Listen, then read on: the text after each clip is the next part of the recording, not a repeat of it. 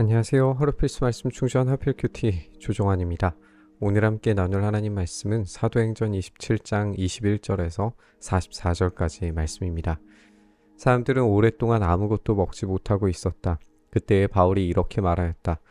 여러분은 내 말을 듣고 크레타에서 출항하지 않았어야 했습니다. 그랬으면 이런 재난과 손실은 당하지 않았을 것입니다. 그러나 이제 나는 여러분에게 권합니다.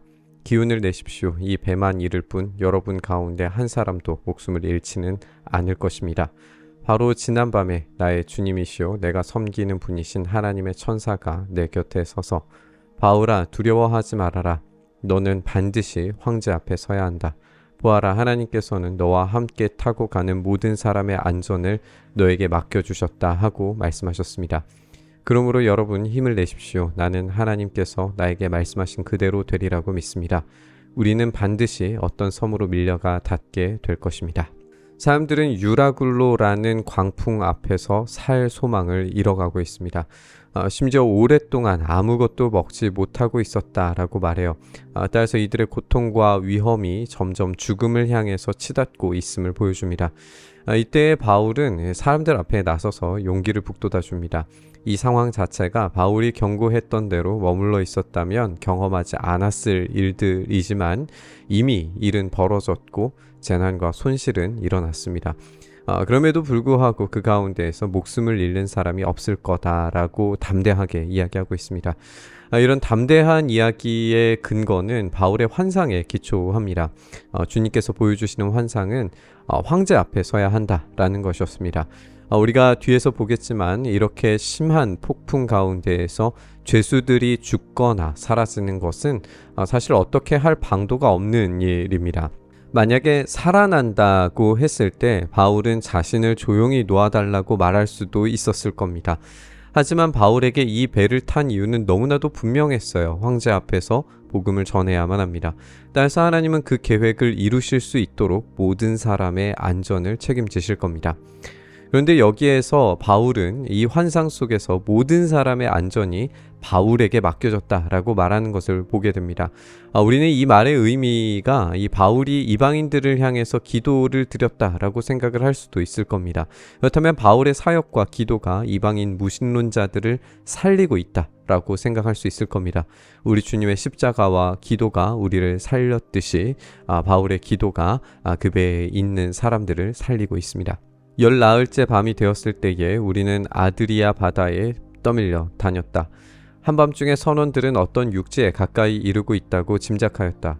그들이 물 깊이를 재어보니 20길이었다. 좀 더 가서 재니 15길이었다.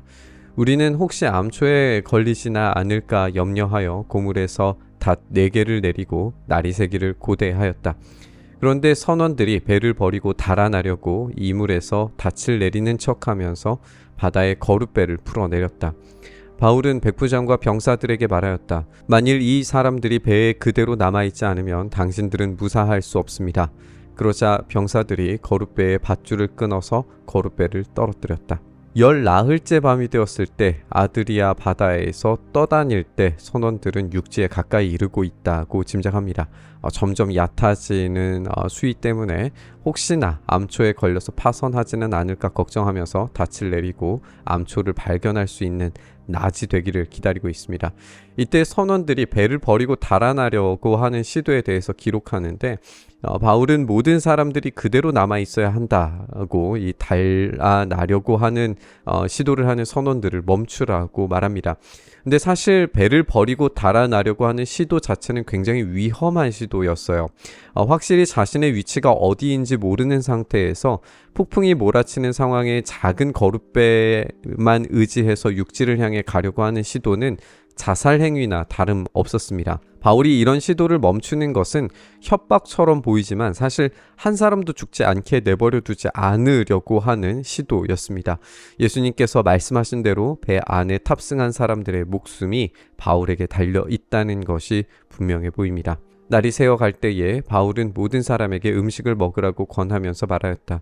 여러분은 오늘까지 열 나흘 동안이나 마음을 졸이며 아무것도 먹지 못하고 굶고 지냈습니다. 그래서 나는 여러분들에게 음식을 먹으라고 권합니다. 그래야 여러분은 목숨을 유지할 힘을 얻을 것입니다. 여러분 가운데서 아무도 머리카락 하나라도 잃지 않을 것입니다. 바울은 이렇게 말하고 나서 빵을 들어 모든 사람 앞에서 하나님께 감사를 드리고 떼어서 먹기 시작하였다.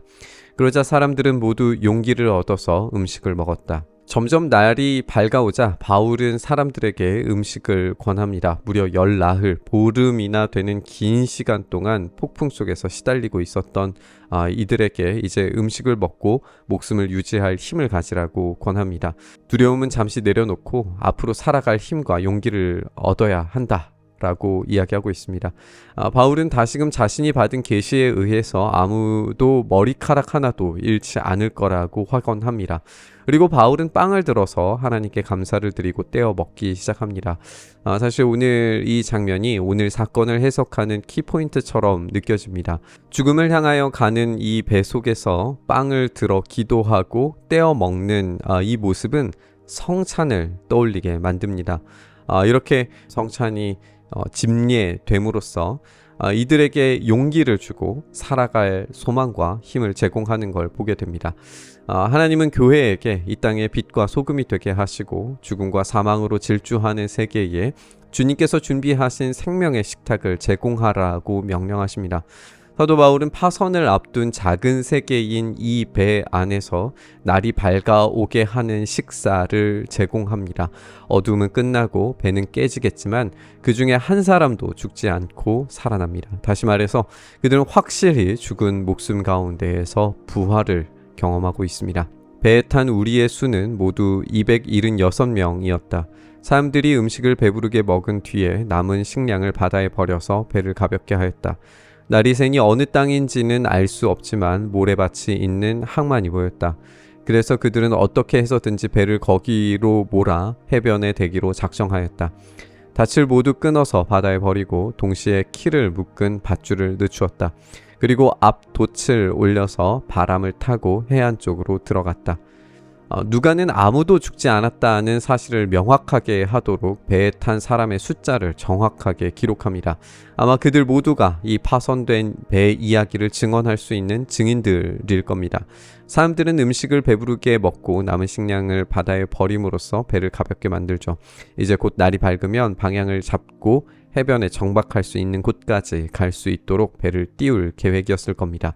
누가는 날이 샌 상태에서 어느 땅인지 알 수 없지만 모래밭이 있는 항만이 보였다 이렇게 기록합니다. 그래서 사람들은 그곳으로 가서 배를 정박시키려고 합니다.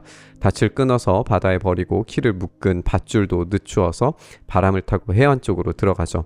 점점 안전이 보장되는 곳으로 가고 있는 것처럼 느껴집니다. 하지만 마지막으로 그들에게 최악의 상황이 펼쳐지게 됩니다. 그런데 두 물살이 합치는 곳에 끼어들어서 배가 모래톱에 걸렸다. 이물은 박혀서 움직이지 않고 고물은 심한 물결에 깨졌다. 병사들은 죄수들이 혹시 헤엄쳐 도망할까봐 그들을 죽여버리려고 계획하였다. 그러나 백부장은 바울을 구하려고 병사들의 의도를 막고 헤엄칠 수 있는 사람들은 먼저 뛰어내려서 무트로 올라가라고 명령하였다. 그리고 그 밖의 사람들은 널빤지나 부서진 배 조각을 타고 무트로 나가라고 명령하였다. 이렇게 해서 모두 무트로 올라와 구원을 받게 되었다. 두 물살이 합쳐지는 곳에서 배가 모래톱에 걸렸고 배 뒤편이 거센 물결에 깨져버립니다. 이제 파선한 배를 탈출할 차례죠. 상황이 긴급했을 수밖에 없습니다. 이 군인들은 죄수들을 죽여서 도망할 수 없게 만들어야 했고 속히 자신들이 살아야 할 구명 조치를 해야 했습니다. 하지만 백부장은 어떤 이유에서였는지 확실히 알 수는 없지만 바울을 살리기 위해서 병사들의 의도를 막고 무트로 헤엄쳐 올라가라고 명령합니다.